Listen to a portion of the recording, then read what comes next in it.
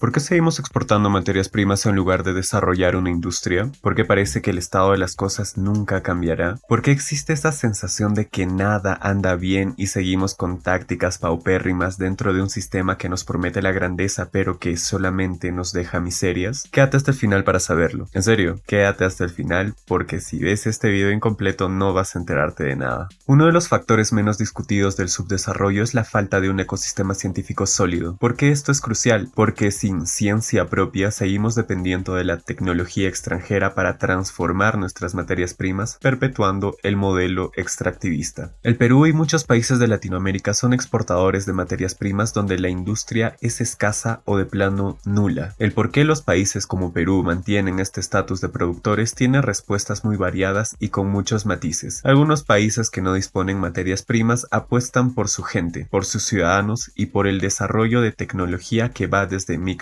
como Taiwán o quizá la industria química de Irlanda. Al adoptar tecnologías clave e invertir en capital humano, varios países pequeños se han convertido en actores importantes de la economía mundial. Pero, ¿por qué no ocurre esto en países como el Perú? Ya hablamos en otro video de la maldición de las materias primas y ahora quiero hablarles del desarrollo científico. Para esto me voy a apoyar en el libro Ciencia, Técnica y Desarrollo de Mario Bunge. Ya hemos hablado anteriormente de la corrupción en las universidades públicas y privadas y cómo existe granjas de papers para que los científicos Bamba puedan aprovecharse del sistema a través de publicaciones estúpidas en revistas indexadas para cobrar más de acuerdo con un escalafón en pagos por publicación. Tristemente, amigos, en países subdesarrollados la ciencia se desarrolla en las universidades. En otros países, paralelamente al desarrollo científico de las universidades, también esta se desarrolla en la industria. Pero hasta donde sé, eso en este país no existe. Aquí entra Bunge. Si queremos saber qué hacer para impulsar el desarrollo de la ciencia, no podemos dejar de averiguar qué puede obstaculizar dicho desarrollo. En general, todo recetario debe contener reglas para hacer bien las cosas, así como para evitar cometer los errores más comunes. Esto no ha ocurrido hasta ahora con la política científica. Nos han propuesto recetas buenas, malas o peores para favorecer la investigación científica, pero no nos han dicho qué basta para obstaculizar o aún impedir el avance de la ciencia. Bunge da apuntes de la ciencidiología. Grábate bien este concepto porque quizá responda a más de una de tus preguntas con respecto a por qué estamos como estamos. ¿Qué es la ciencidiología? Según Bunge, básicamente es la ciencia para matar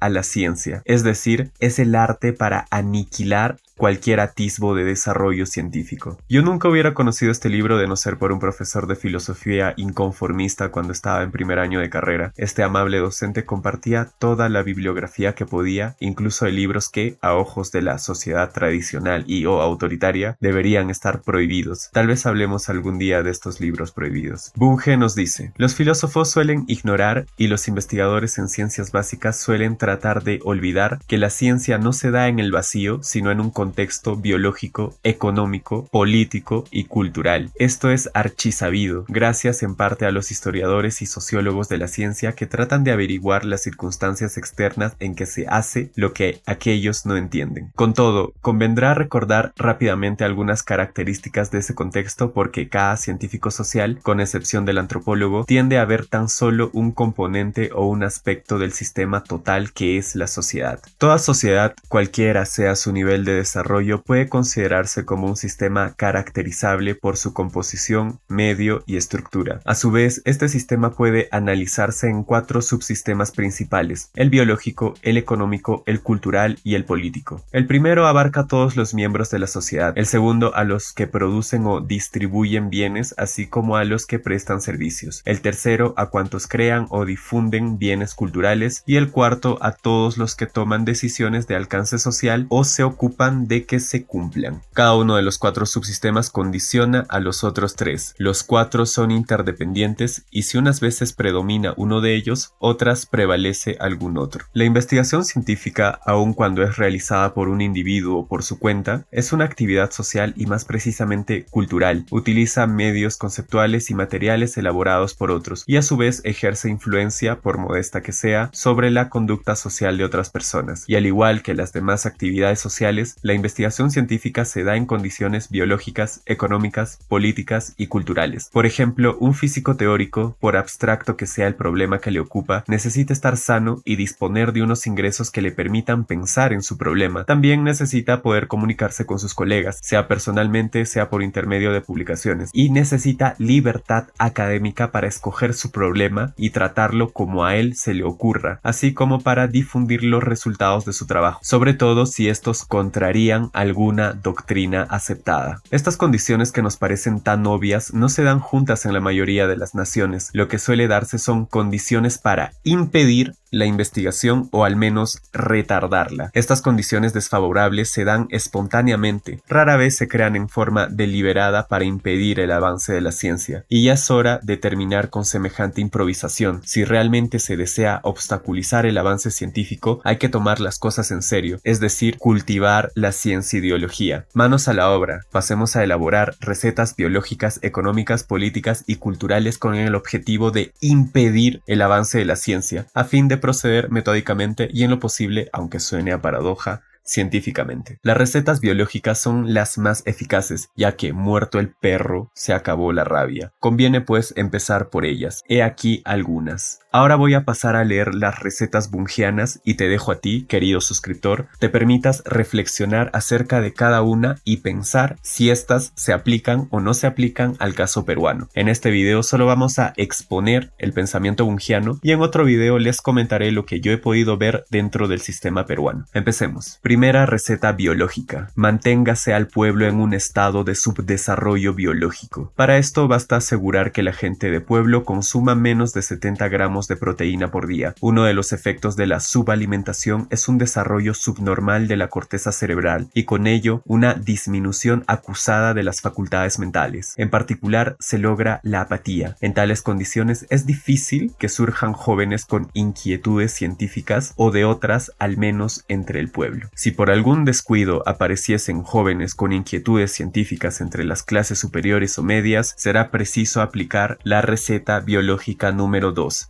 Elimínese a todos los intelectuales díscolos. Nunca faltará motivo para aplicar esta receta porque los intelectuales suelen ser individualistas y díscolos, pero es preciso proceder con moderación, ya que todo Estado moderno necesita intelectuales. No se trata de arrasar con todos ellos, sino solo con los inconformistas. Los demás, los mansos, deberán ser utilizados. Si fallan las recetas anteriores, será menester recurrir al remedio heroico. Receta biológica número 3. Declárese una guerra cualquiera con un pretexto cualquiera. Esta receta fue ensayada con gran éxito y repetidamente por diversas potencias europeas que lograron producir huecos generacionales irreparables. La indiscutible ventaja científica de Estados Unidos se ha explicado por esta causa. Mientras las naciones enviaban al exilio o la muerte a sus jóvenes más prometedores, los norteamericanos acogían a los exiliados y se mantenían esencialmente al margen del conflicto. Téngase en cuenta que la guerra no solo mata a científicos y aprendices de científicos, también interrumpe investigaciones que tal vez no se retomen jamás. Las recetas biológicas, por eficaces que sean, no son infalibles. Por ejemplo, la persecución de los intelectuales puede causar una rebelión o bien llevarse al extremo hasta privar al Estado de funcionarios competentes, y una guerra puede ganarse o perderse antes de haber sido cegada la flor innata de la juventud. Por estos motivos y porque la ciencia depende también de factores extrabiológicos, es indispensable elaborar recetas para controlarlos. Ocupémonos ahora de estas. La receta económica más eficaz salta a la vista. Receta económica número 1. Manténgase un régimen económico-social que exija que todo el mundo se ocupe solamente de la subsistencia. La ciencia solo puede florecer cuando queda tiempo para pensar en problemas que no se refieren a las necesidades inmediatas. Por eso no existe en las regiones o los periodos en que dichas necesidades inmediatas no son satisfechas. Con todo, ocurre a veces, sobre todo en sociedades con una tradición de respeto por el conocimiento, que aparecen investigadores científicos. En tal caso, habrá que recurrir a la receta económica número 2. Precarícese la remuneración de los investigadores científicos. La aplicación de esta receta limitará las filas de los investigadores a los individuos de medios pecuniarios independientes independientes, y a unos pocos desgraciados que prefieran pasar hambre con tal de satisfacer su curiosidad a pasar curiosidad con tal de satisfacer su hambre. Los primeros serán vistos como extravagantes, los segundos como tontos. Ninguno de ellos será tomado como modelo, y unos y otros serán casi siempre aficionados antes que profesionales. Aplicada a fondo y sin vacilaciones basta una sola prescripción política. Receta política. Restrínjase drásticamente las libertades públicas, comenzando por las libertades de investigación, de información, de crítica y de enseñanza. Sin libertad de investigación no hay investigación original sostenida, a lo sumo hay investigación rutinaria, que aplica resultados de investigaciones originales hechas en otros lugares u otros tiempos, pero rara vez inaugura rumbos. Sin libertad de información no puede haber información al día, en particular información referente a nuevos enfoques, nuevos problemas y nuevos métodos. Sin libertad de crítica languidece la innovación, que con frecuencia se opone a ideas o métodos establecidos, y florece el dogmatismo. Y sin libertad de enseñanza se les evita a los jóvenes enfrentarse a problemas cuyo tratamiento puede llevar a cuestionar los dogmas establecidos. Pero puesto que aún en las sociedades más cerradas aparecen de cuando en cuando cerebros inquisitivos e imprudentes, la receta política será ineficaz a menos que sea complementada con reglas de política cultural bien específicas. Veamos alguna de ellas. Puesto que la ciencia no es sino componente de la cultura, toda política científica debe ser una parte de una política cultural general. A fin de impedir el avance de la ciencia, es indispensable, aunque no suficiente, adoptar las recetas que siguen. Receta cultural número 1. Manténgase o créese una atmósfera ideológica anticientífica. Foméntese la superstición, adóptese una ideología que lo explique todo y celébrese la adhesión fanática a dicha ideología. Si la religión tradicional ya no paraliza los cerebros, combátasela en nombre de una nueva ideología intolerante y propíciese las ciencias ocultas, las pseudociencias y las prácticas mágicas. Ensálcese lo misterioso y lo mágico, y denígrese la razón y la experiencia controlada. Combátase la tolerancia con el pluralismo y protéjase el monolitismo. Subráyese los límites de la ciencia en oposición al poder ilimitado de la fe ciega.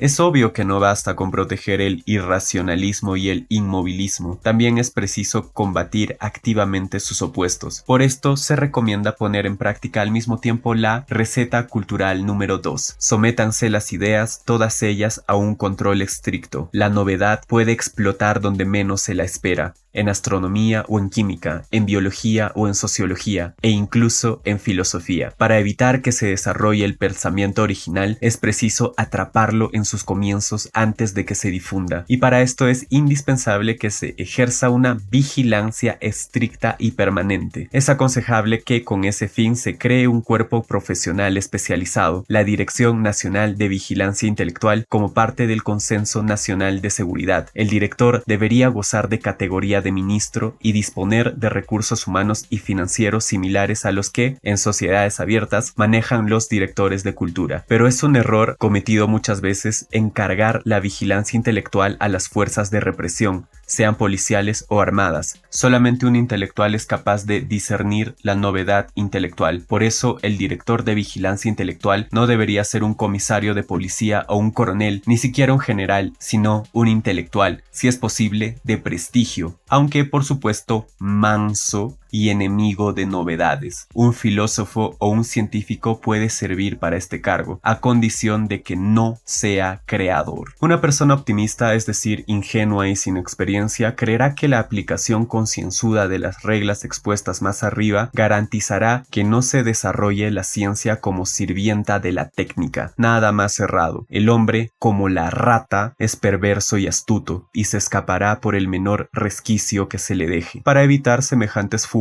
es necesario elaborar un reglamento que regule hasta el menor detalle las actividades permitidas a los científicos. Pasemos a bosquejar dicho reglamento. La primera regla de toda política anticientífica eficaz será esta. Receta política cultural 1. Tolérese alguna investigación aplicada, jamás la básica. La ciencia es, por definición, investigación de problemas cognoscitivos por medios controlables y con el fin de encontrar leyes. Para impedir el desarrollo de la ciencia basta con privar de recursos a quienes pretenden hacer investigaciones básicas, sean experimentales experimentales sean teóricas. Se les dirá que eso que quieren hacer es irrelevante para los intereses nacionales y se les dirá qué deben hacer en cambio. Para llevar a cabo esta política habrá que evitar que la dirección de ciencia y tecnología caiga en manos de personas con alguna experiencia científica. Confíese el cargo a un gestor público, abogado, político o a lo sumo ingeniero o médico. Receta política cultural 2. Oblíguese a los investigadores a convertirse en administradores. Si un investigador se ve obligado a llenar una planilla por cada peso, real, bolívar, quetzal o sol que recibe en apoyo de sus investigaciones, pronto dejará de investigar, obligado a llevar cuentas complicadas y detalladas y a redactar propuestas e informes voluminosos y frecuentes. No le quedará tiempo ni energía para pensar en problemas científicos. Desgraciadamente, este método es costoso y no alcanza a impedir el nacimiento de la ciencia, solo sirve para acabar con ella. Por este motivo, solo los países desarrollados pueden darse el lujo de poner en práctica la receta política cultural 2. Los demás deberán contentarse con obligar a llenar planillas sin suministrar recursos a cambio. Receta política cultural 3. Prémiese a los investigadores mediocres y castíguese a los originales. Es bueno que el público sepa que quienes buscan la verdad, a diferencia de quienes ya la poseen, no deben esperar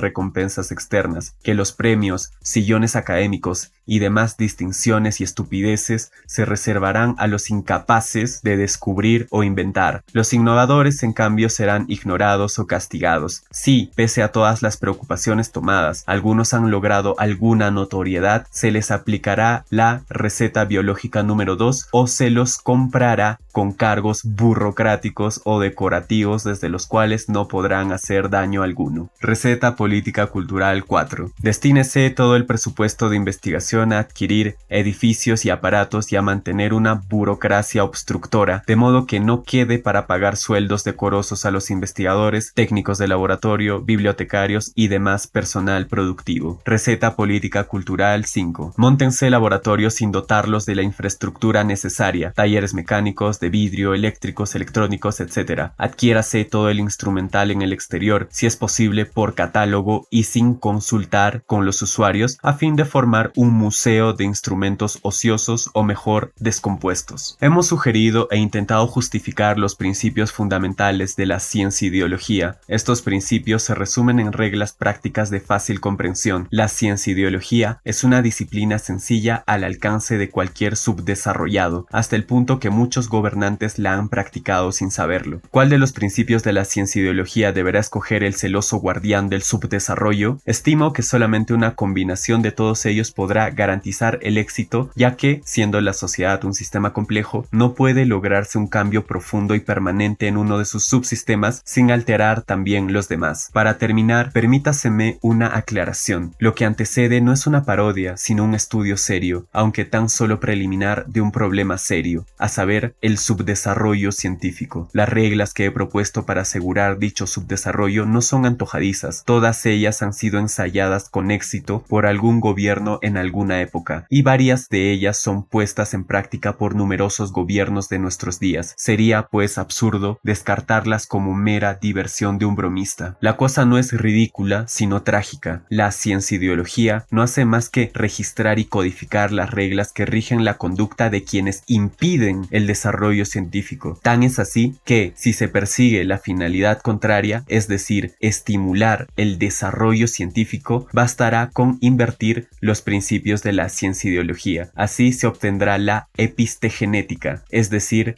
la ciencia para crear ciencia. ¿Qué opinas de las reflexiones de Bunge? ¿Crees que esto aplica al Perú? Déjame tus comentarios en la caja de abajo. Hasta la próxima.